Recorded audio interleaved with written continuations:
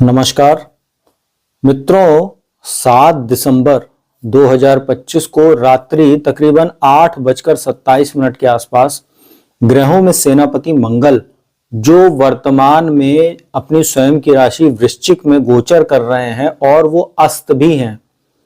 सूर्य के प्रभाव की वजह से वो अस्त हैं और अभी वो तकरीबन अप्रैल के महीने तक अस्त रहने वाले हैं।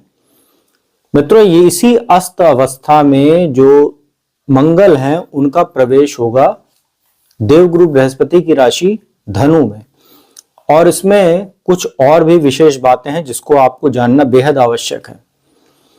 जैसे ही मंगल का प्रवेश होगा, हालांकि वो अस्त हैं, अस्त का अर्थ होता है किसी ग्रह का प्रभावहीन हो जाना। हालांकि यहाँ पे जब धनु राशि में मंगल का प्रवेश होगा तो उनकी चौथी दृष्टि मीन राशि पर पड़ेगी, अर्थात शनि पर। मीन राशि में शनि का गोचर चल रहा है और शनि मंगल आपस में परम शत्रु भी होते हैं। साथ ही जो मिथुन राशि है, 5 दिसंबर को ही देवगुरु बृहस्पति वक्री चलते हुए, और अभी वक्री ही हैं, वो वक्री अवस्था में मिथुन राशि में प्रवेश कर चुके हैं, और जो मंगल है और बृहस्पति, इन दोनों का दृष्टि संबंध बनेगा 7 दिसंबर से। मित्रों, इसी में 16 दिसंबर को सूर्य भी आ जाएंगे धनु राशि में, और आपको पता है कि जब धनु राशि में प्रवेश होता है सूर्य का तो उस एक माह को खरवास का महीना बोलते हैं।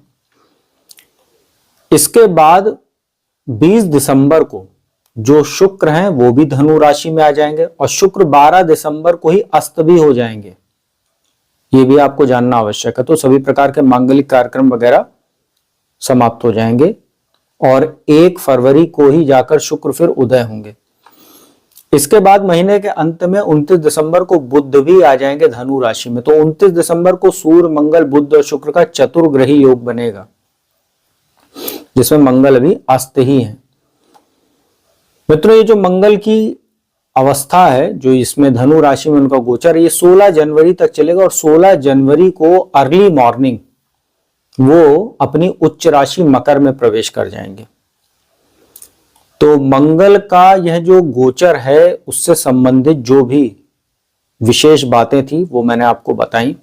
ये वीडियो का पार्ट 1 है। आज इस वीडियो के पार्ट 1 में मैं आपको इस मंगल के राशि परिवर्तन का जो शुरुआत की 6 राशियां मेष, वृषभ, मिथुन, कर्क, सिंह एवं कन्या राशि पर क्या प्रभाव पड़ेगा उसकी जानकारी दूंगा। बची हुई जो 6 राशियां उसकी जानकारी आपको पार्ट 2 में दूंगा। मित्रों, कई वीडियोस आपने देखी होगी, उसमें ज्यादातर जो ज्योतिषी हैं या जो बताने वाले जो लोग हैं, उसमें आपको ज्यादातर राशियों के बारे में मंगल के राशि परिवर्तन के पश्चात बहुत अच्छी बातें बता रहे होंगे। कुछ राशि वालों के लिए, कुछ राशि वालों के लिए नकारात्मक भी है।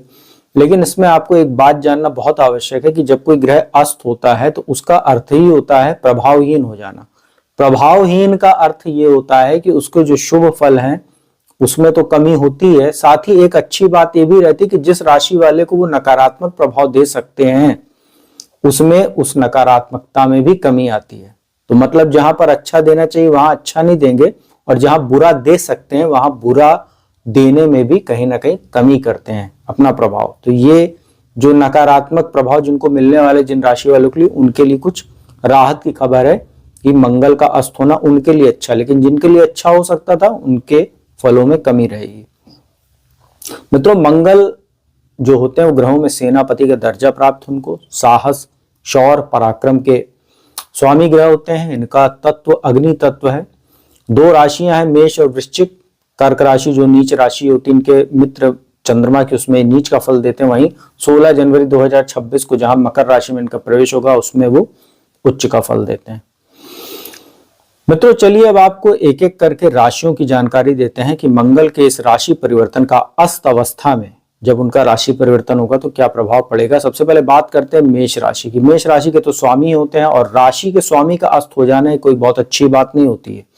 आपके लिए राशि के स्वामी होते हैं, लग्नेश होते हैं, अष्टमेश भी होते हैं। अष्टम भाव में वृश्चिक राशि बनती है। यहां से वो निकलकर और 7 दिसंबर को 8:27 पर रात्रि को आपके भाग्य स्थान में प्रवेश करेंगे। अब देखिए, यहां पर आपको 16 दिसंबर तक तो कोई बहुत अच्छा परिणाम भाग्य में नहीं मिलना। हालांकि यहाँ पर एक त्रिकोण का अधिपति दूसरे त्रिकोण में बैठा हुआ है लग्नेश होकर भाग्य स्थान में, तो एक राजयोग तो है, लेकिन चूंकि मंगल ही अस्त है तो राजयोग का परिणाम तो आपको कोई बहुत अच्छा मिलना नहीं है। यहाँ पर आपको थोड़ा सा बल तब मिलेगा जब आपके जो पंचमेश होते हैं, दूसरा त्रिकोण जो होता है, उसके स्वामी सूर्य जब 16 दिसंबर को आएंगे, तब मंगल को थोड़ा सा बल जरूर मिलेगा, लेकिन वहां पर सूर्य अपना एक बहुत अच्छा प्रभाव आपको देने की कोशिश करेंगे। तो यहाँ पर मंगल की अवस्था को अगर समझें तो आपके लिए लग्नेश होकर भाग्य स्थान में अस्त है, भाग्य का आपको कोई बहुत अच्छा यहाँ पर परिणाम अभी नहीं देखने को मिलेगा। हालांकि देवगुरु बृहस्पति की जो दृष्टि अपनी ही राशि पर पड़ रही है भाग्य स्थान पर, उसकी वजह से जरूर आपको कोई राहत है। लेकिन मंगल से जुड़ा हुआ जो भी काम है, जैसे यहां से बैठ के मंगल की जो दृष्टि 12वें भाव पर है, तीसरे भाव पर है और चौथे भाव पर है, तो भाग्य में तो वो थोड़ी बहुत यहां पर क्रिएट करेंगे डिस्टरबेंस, और 12वें भाव पर दृष्टि डालकर क्या करेंगे कि विदेश संबंधी जो आपका काम होगा उसमें ये परेशानी पैदा करेंगे। जैसे विदेश जाकर जो छात्र पढ़ना चाह रहे हैं उनको परेशानी पैदा होगी, उनके कार्यों में अवरोध होगा। हालांकि थोड़ा सा बृहस्पति आपको कुछ राहत दे सकते हैं, लेकिन फिर भी 12वें भाव में शनि का भी गोचर और मंगल की उनके ऊपर भी दृष्टि रहेगी। तो यहाँ पर कुछ समस्या आपको देखने को मिलेगी भाग्य से संबंधित। पिता के स्वास्थ्य में कुछ दिक्कत आ सकती है।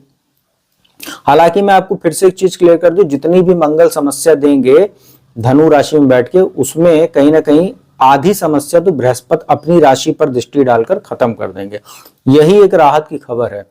लेकिन फिर भी जो कुछ तो डैमेज करेंगे ही, मंगल अपना अस्त प्रभाव जब देंगे तो पिता के स्वास्थ्य को प्रभावित करेंगे, छोटे भाई बहनों से संबंधों को भी ये प्रभावित करेंगे। यात्राओं से आपको कोई बहुत अच्छा लाभ नहीं होगा। हालांकि धर्म कर्म से जुड़ी यात्राएं आप करते हैं तो आपके लिए ज्यादा बेनिफिट देने वाला रहेगा ये समय, क्योंकि बृहस्पति की दृष्टि है। और माता के स्वास्थ्य को भी ये कहीं ना कहीं थोड़ा बहुत प्रभावित कर सकते हैं।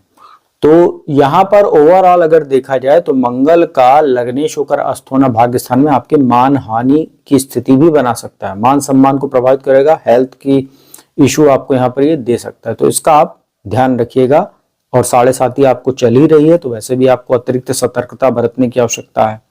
तो ओवरऑल आपके लिए कोई बहुत अच्छा गोचर नहीं है। इसके बाद बात करते हैं वृषभ राशि की। आपके लिए मंगल का गोचर अष्टम भाव में होने जा रहा है। यहां से बैठ के वो लाभ स्थान को, सेकंड हाउस को, तीसरे भाव को देखेंगे। सेकंड हाउस में आपके बृहस्पति का गोचर चल रहा है। इस समय वाणी आपकी काफी प्रभावशाली है। मंगल अष्टम भाव में बैठे हैं, यहाँ पर दुर्घटना आदि के योगों में कोई बहुत ज्यादा वृद्धि तो नहीं होगी, लेकिन 16 दिसंबर के बाद जब सूर्य आएंगे तब उसमें आपको यहाँ दिक्कत देखने को मिल सकती है। और जो आपके राशि के स्वामी 20 दिसंबर को अस्त अवस्था में वो भी आ जाएंगे।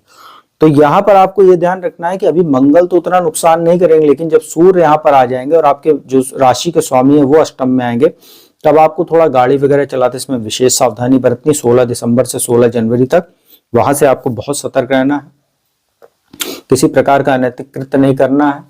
कोई भी नया काम करना अच्छे से रिसर्च करके कीजिएगा। ये जो मंगल का पूरा ओवरऑल समय रहेगा यहाँ पर अष्टम भाव में, आपके लिए कुछ चुनौतियों को भी बढ़ा देगा। वाणी को बहुत संयमित रूप में इस्तेमाल कीजिएगा। छोटे भाई बहनों को भी आपको गाइड करना है कि वो भी गाड़ी वगैरह चलाते समय ट्रैफिक रूल्स वगैरह फॉलो करें। अगर वो नाबालिग हैं तो उनको आपको मना करना चाहिए कि गाड़ी वगैरह ना चलाएं। और यहाँ पर यात्राओं से आपको बहुत अच्छा लाभ भी नहीं मिलेगा, तो अननेसेसरी टूर्स एंड ट्रैवल से आपको बचना चाहिए। सेविंग्स में आपके यहाँ कुछ दिक्कत भी देखने को मिल सकती है। तो मंगल का ओवरऑल अगर देखा जाए तो ये वैवाहिक जीवन में भी समस्या पैदा करेगा, क्योंकि सप्तमेश होकर अष्टम भाव में जा रहा है और 12वें का स्वामी भी होता है। कुछ स्थान परिवर्तन के भी योग ये बना सकता है। तो वृषभ राशि वालों के लिए देखें तो कोई बहुत अच्छी स्थिति यहाँ पर अब ये मंगल नहीं बनाने वाले हैं। और सूर्य भी 16 दिसंबर से आएंगे, 20 दिसंबर से लग्नेश शुक्र भी आ जाएंगे। तो आपको 16 दिसंबर से और 16 जनवरी तक बहुत ही सतर्क होकर चलना है। जब यहां से सारे ग्रह निकलेंगे और भाग्य स्थान में आपके जाएंगे तब आपके लिए स्थितियां बेटर होती चली जाएंगी। मिथुन राशि की बात करते हैं। आपके लिए सप्तम भाव में मंगल आ रहे हैं और यहीं पर वो अस्त अवस्था में रहेंगे। वैवाहिक जीवन में कुछ चिंता बढ़ सकती है। हालांकि यहाँ पर आपको ये ध्यान रखना है कि बिजनेस में किसी भी बड़ा इन्वेस्टमेंट आपको करने से बचना चाहिए। कार्यस्थल पर भी कुछ चुनौतियां जरूर पैदा करेंगे और कहीं ना कहीं क्रोध चिड़चिड़ापन आपका ये बढ़ा सकते हैं लग्न पर दृष्टि डालकर। हालांकि वहां बृहस्पति बैठे हैं तो थोड़ा सा कंट्रोल करेंगे, लेकिन फिर भी इन सब चीजों से आपको बचना चाहिए। और यहाँ पर कुछ धन संबंधी चिंता आपको हो सकती है। ससुराल पक्ष से कुछ संबंधों को प्रभावित कर सकता है और कहीं ना कहीं धन संचय में भी डिस्टर्बेंस से पैदा करेगा, कुछ अनावश्यक खर्चे आपके सामने आ सकते हैं। और यहाँ पर वैवाहिक जीवन आपका वैसे भी प्रभावित होने वाला है क्योंकि सूर्य यहाँ 16 दिसंबर से आ जाएंगे। तो ओवरऑल मिथुन राशि वालों के लिए भी ये कोई गोचर कोई बहुत अच्छा नहीं है। लाभेश होकर अस्त हैं यहाँ पर सप्तम भाव में, तो बिजनेस में आपको अप्स एंड डाउन से दे सकते हैं, इसका आप ध्यान रखिएगा। और हेल्थ का भी ध्यान रखना क्योंकि छठे भाव के भी स्वामी बनते हैं। और शत्रुओं से आपको विशेष सावधान रहने की आवश्यकता है 16 दिसंबर के बाद से।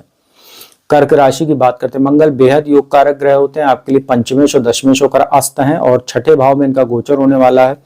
मित्रों यहाँ पर अभी तो मंगल कोई बहुत अच्छा परिणाम आपको नहीं देंगे, लेकिन यहाँ सूर्य आ जाएंगे जब 16 दिसंबर से, तब आपके लिए प्रबल शत्रुघ्नता योग बनेगा। हालांकि सूर्य यहाँ धनेश होकर छठे भाव में बैठेंगे, कारक स्थान में जरूर रहेंगे, लेकिन यहाँ पर एक प्रकार का दरिद्र योग भी बनेगा। आर्थिक चुनौतियां आपके सामने अचानक आ सकती, खर्चों में बढ़ोतरी हो सकती है।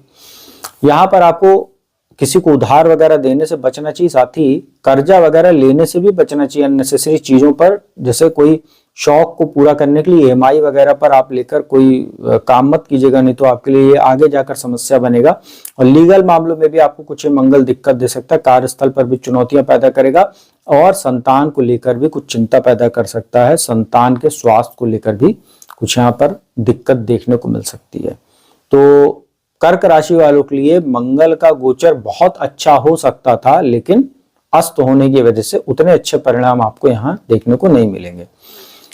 सिंह राशि की बात करते हैं, सिंह राशि वालों के लिए भी मंगल कर्क राशि के तरीके बहुत योग कारक होते हैं, चतुर्थेश और भाग्येश होते हैं। पंचम भाव में अस्त होकर यहाँ पर इनका प्रवेश हो रहा है।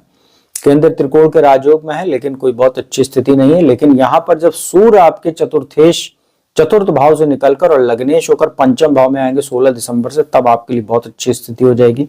मान सम्मान आपका बढ़ेगा, भाग्य में जबरदस्त वृद्धि देखने को मिलेगी और पढ़ाई शिक्षा के लिए बहुत अच्छा है। नौकरी वगैरह की तलाश कर रहे छात्रों के लिए अच्छा। हालांकि शनि की ढैया आपको अष्टम की चल रही है, जीवन में अप्स एंड डाउन्स आपके लगा हुआ है इस समय, और कहीं ना कहीं चुनौतियां आपके सामने आ चुकी हैं काफी, क्योंकि शनि मार्गी हैं, 28 नवंबर को ही मार्गी हो गए थे। लेकिन फिर भी मंगल का गोचर आपके लिए ओवरऑल उतना खराब नहीं रहेगा, क्योंकि यहाँ सूर्य यहाँ लग्नेश होकर यहाँ बैठेंगे पंचम भाव में, और मेष राशि के तरीके आपको भी काफी अच्छा परिणाम 16 दिसंबर के बाद से देखने को मिलेगा 16 जनवरी तक। मित्रों, इस वीडियो की अंतिम राशि कन्या की बात करते हैं। मंगल आपके लिए कहीं से योग कारक नहीं होते हैं, अब यहाँ पर वो चतुर्थ भाव में आकर अस्त होकर बैठेंगे और अगला एक महीना तकरीबन सवा महीना ये रहने वाले हैं 16 जनवरी तक। तो अष्टमेश होता है और अष्टम से अष्टम जो तीसरा भाव होता है यहाँ पर वो बैठेंगे। तो देखिए, आपके आयु में कोई समस्या थी उसको ये दूर करेंगे, इसलिए क्योंकि ये अस्त हैं। तो मार्केश होकर अस्त हैं तो कोई बहुत ज्यादा समस्या आपको नहीं आएगी। चतुर्थ भाव में जब सूर्य आ जाएंगे तब माता के स्वास्थ्य को जरूर प्रभावित करेंगे, घर का माहौल खराब होगा, परिवार में कुछ वाद विवाद होगा, माता के स्वास्थ्य को प्रभावित करेंगे और कहीं ना कहीं आपकी मानसिक चिंता बढ़ सकती है। कोई स्थान परिवर्तन आपका हो सकता है, कार्यस्थल पर कुछ चुनौतियां आपकी जरूर देखने को मिलेंगी, छोटे भाई बहनों से संबंध आपके यहाँ प्रभावित हो सकते हैं। तो ओवरऑल देखा जाए तो 16 दिसंबर के बाद से आपके लिए थोड़ी सी चुनौतियां जब सूर्य यहाँ पर आएंगे तब बढ़ेगी, क्योंकि सूर्य भी आपके लिए कारक नहीं होते हैं, 12वें स्वामी होते हैं। खर्च बढ़ाएंगे, अननेसेसरी आपका कुछ भूमि भवन वाहन के अच्छे प्रपोजल आपके सामने आ सकते हैं, जो आप जिसमें पढ़कर आप कहीं ना कहीं कुछ किसी फ्रॉड के भी शिकार हो सकते हैं। तो उसका आप ध्यान रखिएगा, अच्छे से कागज वगैरह देखकर या अच्छी डील के बारे में अच्छे से जांच विचार कर ही कोई कदम या इन्वेस्टमेंट कीजिएगा, नहीं तो नुकसान आपको हो सकता है।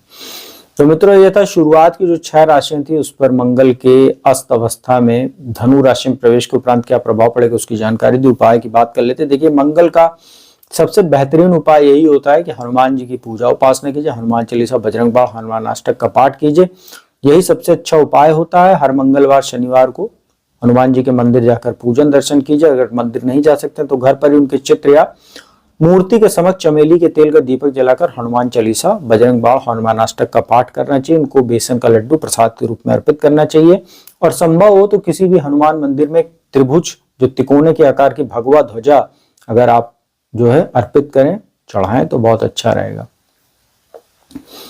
तो मित्रों उम्मीद करता हूँ वीडियो आपको अच्छी लगी होगी। वीडियो अच्छी लगी तो इसको लाइक कमेंट शेयर कीजिए। कुंडली विश्लेषण के लिए नंबर डिस्क्रिप्शन स्क्रीन पर उपलब्ध है, इस पर संपर्क कीजिए, अपॉइंटमेंट लीजिए। कुंडली विश्लेषण का लाभ देश दुनिया के किसी भी कोने से प्राप्त कीजिए। तो अब मैं अपने वाणी को यहीं विराम देता हूँ और अगली वीडियो में आपको इसका पार्ट 2 लेकर हाजिर होऊंगा। तब तक के लिए ओम नमः शिवाय।